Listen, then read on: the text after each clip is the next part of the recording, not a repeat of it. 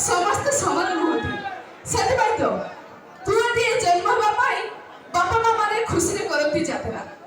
ପୁଅଟିଏ ଜନ୍ମ ହେବା ପାଇଁ ବାପା ମା ମାନେ ଖୁସିରେ କରନ୍ତି ଯାତ୍ରା। କିନ୍ତୁ ସେଇ ପୁଅ ବଡ଼ ହେଲା ପରେ ମଦ ଗଞ୍ଜେଇ ଖାଇ ଫୁଲ ହୁଏ ସେ ବାତେରା। ଏ ଚିନା ମାଡ କଣ କହିଲା ତମେ তোকা এন্ট্রি কলা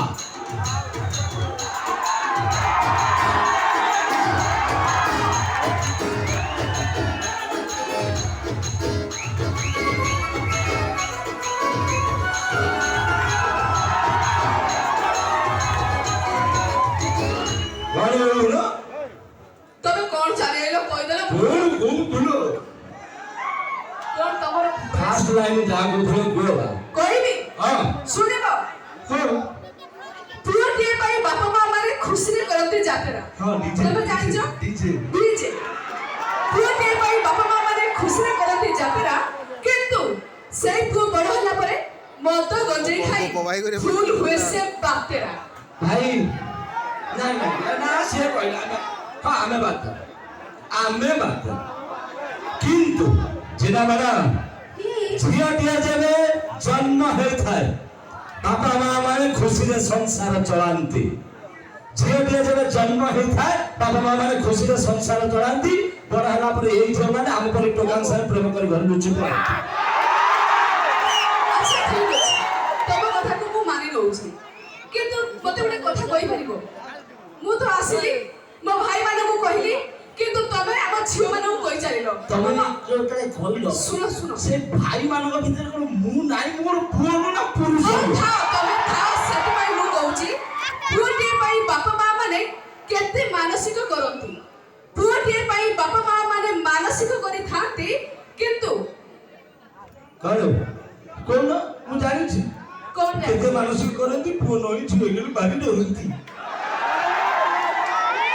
ସତ କଥା କହିଛ। ହଁ। ପୁଅଟିଏ ଯଦି ନ ହେଇ ଝିଅଟିଏ ହେଲା ନା ବାପା ମା ମାନେ ମନେ ମନେ ଭାରି ଡରନ୍ତି। এই উনি নিচে সত কথাটা ମୁଁ କହୁଛି ଭାଇ ଝିଅ ଯେତେବେଳେ ଜନ୍ମ ହୁଅନ୍ତି ଆମ ପରି ପୁଅ ପିଲାମାନେ ବାପା ମାନେ ଭାବନ୍ତି ଘରକୁ ଲକ୍ଷ୍ମୀ ଆସିଲେ। ଆମେ ଝିଅକୁ ଲକ୍ଷ୍ମୀ ବୋଲି କୁହନ୍ତି ନା ନାଇଁ? ହଁ ଝିଅଟିଏ ଯେବେ ଜନ୍ମ ହୁଏ ବାପା ମା ମାନେ ଭାବନ୍ତି ଘରକୁ ଲକ୍ଷ୍ମୀ ଆସିଲେ। ବଡ଼ ହେଲା ପରେ ଏଇ ଝିଅମାନେ ବାହା ହେଲା ବେଳେ ବାପା ଧନ ନେଇ ସବୁ ଖସିଲେ। ଦେଖ କଣ କହୁଛ କଣ? ଆଉ ଆମେ ଇଏ ନେଇକି ହେଇ ଶୁଣ, ହଁ ତମର କଷ୍ଟ ଯନ୍ତ୍ରଣା ନ ସହି ପାରି ଆମେ ବାପା ମାଙ୍କ କତିରୁ ଆଣୁଛ ତ। ଟିକେ ଶୁଣ ଗୋଟେ ପଦିଏ କଥା ଭାଇ ଆମ ପଛରେ ବାପା ଛୋଟ ବେଳୁ ଆମକୁ ପଢେଇବା ଯାଏ ବୋଧେ 5 ଲକ୍ଷ ଖଣ୍ଡେ ଖର୍ଚ୍ଚ କରିଥିଲେ। ଇଏ ଥରେ ବାହା ହେଲେ 20 ଲକ୍ଷ। ଆରେ ବାବା ମୋ କଥା ଟିକେ ଶୁଣି ସାର।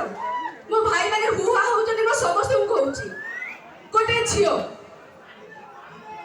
ଝାଡ଼ିଦେବି ମାଡ଼ିବ କଣ ଛାଡ଼ିଦେବେ? ପର ଲାଗିଛି ନା କଣ ତମର? ମାଡ଼ିବ। ଆଚ୍ଛା ଶୁଣ, ଆମେ ଝିଅ ମାନେ ସବୁ ଘରର ସମ୍ମାନ। ଆମ ଝିଅ ମାନେ ସବୁ ଘରର ସମ୍ମାନ। ଏକଥା କିଏ ସେ ବୁଝୁଛି? ଭାଇ ରାତି ଅଧରେ କମଳ ତଳେ ବସି ଆମକୁ ଆଇ ଲଭ୍ ୟୁ କିଏ ଲେଖୁଛି? ବାହାଘର ପରେ ସବୁ ଝିଅ ମାନେ ବାପ ଘର ଭୁଲି ଯାଆନ୍ତି। ବାହାଘର ପରେ ସବୁ ଝିଅ ମାନେ ବାପ ଘର ଭୁଲି ଯାଆନ୍ତି।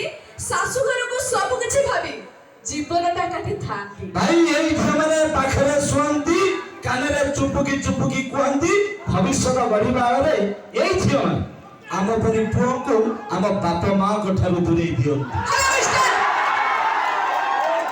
ତମ ପୁଅ ମାନେ ଏତେ ଭଲ, ଏତେ ଭଲ। ତମ ପୁଅ ମାନେ ଯଦି ଏତେ ଭଲ, ତମ ସ୍ତ୍ରୀଙ୍କ କଥାରେ ଖାଇକି ପଡନ୍ତି। ଭାଇ ଇଏ ବା କହିବେ ଯୋଗଣିଆ ତୁ ଯଦି ଆଜି ବୁଢୀ ବୁଢା ଘରୁ ବାହାର ନ କରି ଆସି ମୋ ପାଇଁ ଶୋଇବାକୁ ପଛକୁ ଉଠେଇ ଦେବି।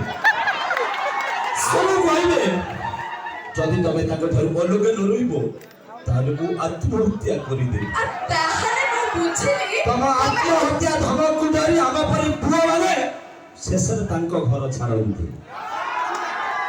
ତାହେଲେ ମୁଁ ବୁଝିଲି ତମେ ମାନେ ସ୍ତ୍ରୀ ବୁଲ କରା। ସ୍ତ୍ରୀ ବୋଲ କରେ ହଁ ଇରେ ତମେ ପୁରା ଆଇଛ ତମେ ଆଗ ଏବେ ପୁରା ଯୁଗ ଚେଞ୍ଜ ହେଇଗଲାଣି। ତମେ ବାହା ହବ ଆଗ ଲେଖା ପଢା ସବୁ ମିସ୍ ମ୍ୟାଚ ହେଲେ ବାବା ଫସିବ କିଏ ସେ ଖେଳା। ଶୁଣ, ସ୍ୱାମୀ ପରିବାର ମଙ୍ଗଳ ପାଇଁ ଆମେ କରିଥାଉ 12 ଓଷା 13 ବ୍ରତ। ତମ ବ୍ରତ ଭିତରେ ସବୁଠୁ ବଡ ବ୍ରତ କଣ? ସାବିତ୍ରୀ ବ୍ରତ। ସାବିତ୍ରୀ ବ୍ରତ ହଁ ଭାଇ କେତେ ବ୍ରତ ଅଛି? ବ୍ରତ ଖାଲି ଗୋଟେ ବାହାନା। ବ୍ରତ ଆଳରେ ଫଳମୂଳ ଖାଇ ଶାଢ଼ୀ ନୂଆ ଶାଢ଼ୀ ପିନ୍ଧି ଶୋଇବାଟା ମିଛ ତାଙ୍କ ଆଦତ। ସବୁବେଳେ ମତେ କାଇଁ କମେଣ୍ଟ କରୁଛ? ମୁଁ ମିଛ କହୁଛି ନା ସତ? ସତ କହୁଛ? ହଁ। ଶୁଣନ୍ତୁ ମିଛ। ଶାଶୁ ଘରେ ଆମେ ସମ୍ମାନ ଜଣାଇ, ଶାଶୁ ଘରେ ଆମେ ସମ୍ମାନ ଜଣାଇ ଆମେ ମୁଣ୍ଡରେ ଓଢ଼ଣା ଦଉ। ସବୁ କୁମନ୍ତ୍ରଣା ସ୍ୱାମୀ କାନରେ ଫୋଡ଼ନ୍ତି, ସବୁ କୁମନ୍ତ୍ରଣା ସ୍ୱାମୀ କାନରେ ଫୋଡ଼ନ୍ତି, ସ୍ୱାମୀ ବିଛଣାରେ ଶୋଉ ଶୋଉ ଇଏ ସେଇ ଯିବ। ଆଚ୍ଛା ଦେବ, ହଁ। ତମକୁ ଗୋଟେ କଥା କହିବି, ତମେ ସତ କଥା କହିବ। ନିଶ୍ଚିତ। ଆମେ ଝିଅମାନେ, ଆମେ ଆଧୁନିକ ଝିଅ ହୋଇ ମଧ୍ୟ ଆମେ କରିଥାଉ ଘର କରଣା। ଶାଶୁ ଶ୍ୱଶୁରଙ୍କ ରାଗ ସ୍ୱାମୀ ଉପରେ ସୁଜାନ୍ତି, ଏମାନେ ଉଠାନ୍ତି ପନିକି କୋରଣ। ମତେ ରଗେଇ ସାଇଲଣି, ସତରେ କହୁଛି।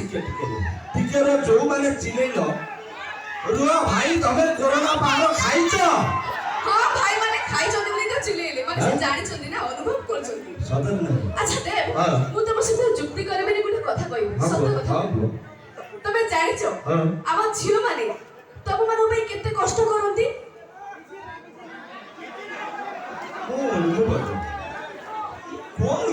ମିଛ ନୁହେଁ, ସତ। ଆମେ ପରିଶ୍ରମ ଆମେ କରୁ।